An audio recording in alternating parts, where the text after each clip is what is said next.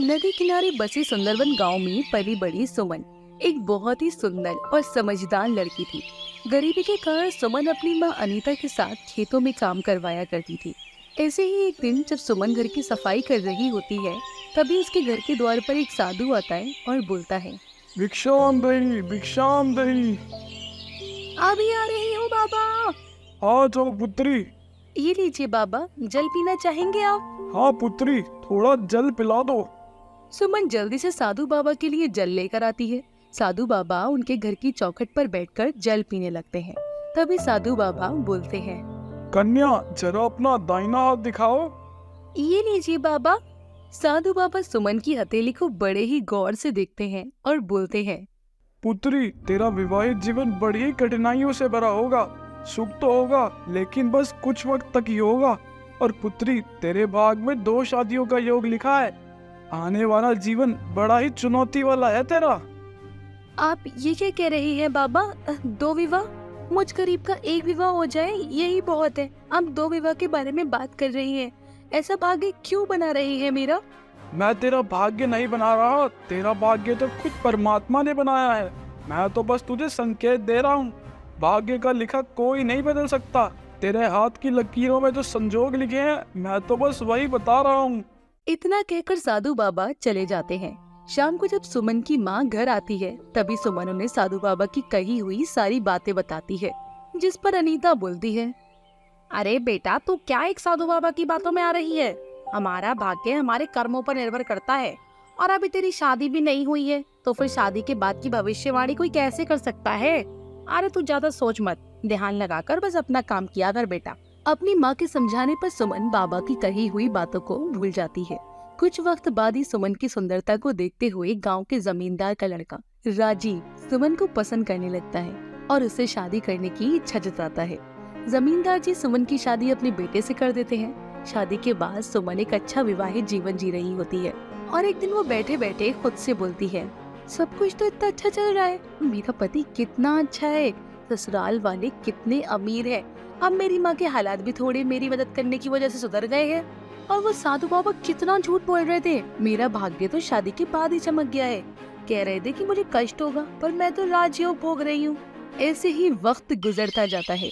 जमींदार की मृत्यु हो जाती है, जिसके बाद जमींदार का बेटा अपने असली रंग दिखाना शुरू कर देता है और वो सुमन को आए दिन दारू पीकर मारना पीटना शुरू कर देता है। राजीव को जुआ खेलने की भी बुरी आदत थी, जिसके चलते वह अपना घर और जमीन सब कुछ बेच देता है। देखते ही देखते सुमन का हंसता खेलता जीवन एकदम बर्बाद हो जाता है। इस बीच पता चलता है कि वो गर्भवती है। वो ये बात जब राजीव को बताती है, तब राजीव बोलता है, जरूरत नहीं है मुझे इस बच्चे की। जाओ जाकर अस्पताल से दवाई ले आओ और इस बच्चे को गिरा दो। इस बच्चे को पैदा करने की कोशिश भी मत करना। मेरे पास बस मेरी शराब और जुए के लिए पैसे हैं। तुम्हारे बच्चे को पालने के लिए मेरे पास एक फूटी कौड़ी तक नहीं है। समझ गई तुम? अभी कैसी बातें कर रहे हैं? इस नन्ही सी जान का क्या कसूर है? मैं कोई दवा नहीं खाऊंगी, मैं अपना बच्चा नहीं गिराऊंगी। मैं भी देखता हूँ तुम्हारा ये बच्चा कैसे जीता है। आखिर इस बच्चे का पिता तो मैं ही हूँ ना। अगर मैं इस बच्चे को दुनिया में आने का रास्ता दिखा सकता हूँ, तो मैं इसकी जान भी ले सकता हूँ। इतना कहकर राजीव सुमन को जमीन पर जोर से धक्का देता है और वो अपने पैरों से उसके पेट पर खूब वार करता है, जिस वजह से सुमन का मिसकैरेज हो जाता है और वह अपना बच्चा खो देती है। बच्चे के गम से सुमन अभी उभरी भी नहीं थी कि तभी जरूरत से ज्यादा शराब पीने की वजह से राजीव की तबीयत बहुत खराब हो जाती है और उसे सरकारी अस्पताल में भर्ती करवाया जाता है, जहां डॉक्टर सुमन से बोलती है, सुमन जी, आपके पति की दोनों किडनियां फेल हो गई हैं। हमें जल्दी उनका ऑपरेशन करना होगा और ऑपरेशन के लिए पूरे 5 लाख रुपए की जरूरत है। आप जल्दी से जल्दी पैसों का इंतजाम कर दीजिए, वरना आपके पति की जान को बचाना हमारे लिए मुमकिन नहीं हो पाएगा। नहीं नहीं डॉक्टर साहब, आप मेरे पति को कुछ मत होने दीजिए, मैं पैसों का इंतजाम करूंगी, आप ऑपरेशन की तैयारी कीजिए। रोती हुई परेशान सुमन अपनी माँ के पास जाती है और उसे राजीव के बारे में सब कुछ बताती है। अपनी बेटी की परेशानी सुनकर अनीता के पैरों तले जमीन खिसक जाती है। दोनों माँ बेटी घर घर जाकर मदद मांगने की कोशिश करते हैं, लेकिन कोई भी उनकी मदद नहीं करता। थोड़े बहुत पैसे लेकर जब तक अनीता और सुमन अस्पताल पहुंचती हैं, तब तक राजीव अपना दम तोड़ चुका होता है। तभी सुमन राजीव की लाश पर रोते हुए बोलती है,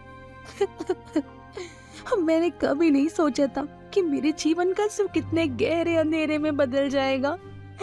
आखिर मेरे भाग्य में यही सब होना लिखा था क्या? अनीता सुमन को हौसला देती है, जिसके बाद दोनों माँ बेटी मिलकर राजीव का अंतिम संस्कार करती हैं। वक्त गुजरता चला जाता है। बड़ी जवानी में सुमन की विधवा हो जाने से अनीता की परेशानी और ज्यादा बढ़ जाती है। और ऐसे ही एक दिन अनीता सुमन से बोलती है, अरे बेटा, इतना बड़ा जीवन तू अकेले कैसे काटेगी?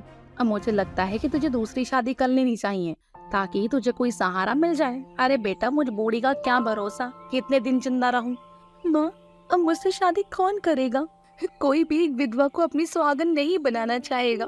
मेरे जीवन में अब कभी खुशी नहीं आ सकती। आपको याद है ना, साधु ने क्या कहा था? मेरा विवाह जीवन कठिनाइयों से भरा हुआ होगा। और उनकी बात कही सच हो गई। मेरा जीवन क्या से क्या हो गया। लेकिन मैं अब अपने भाग्य का लिखा दूसरा विवाह नहीं होने दूंगी, फिर चाहे जो भी हो जाए। देख बेटा, अगर साधु की बात सच थी तो फिर भाग्य के लिखा कोई नहीं बदल सकता। अगर तेरे जीवन में दूसरा विवाह लिखा है तो वो होकर रहेगा बेटा, तू उसे टाल नहीं सकती। मुझे नहीं पता माँ, पर मैं क्या कर सकती हूँ और क्या नहीं कर सकती, पर मैं दूसरा विवाह नहीं कर सकती। इतना कहकर सुमन चली जाती है। ऐसे ही शहर से बंटी और राजू नाम के दो दोस्त गांव घूमने के लिए आते हैं। सुमन के गांव में ही उनके चाचा बिरजू का घर था।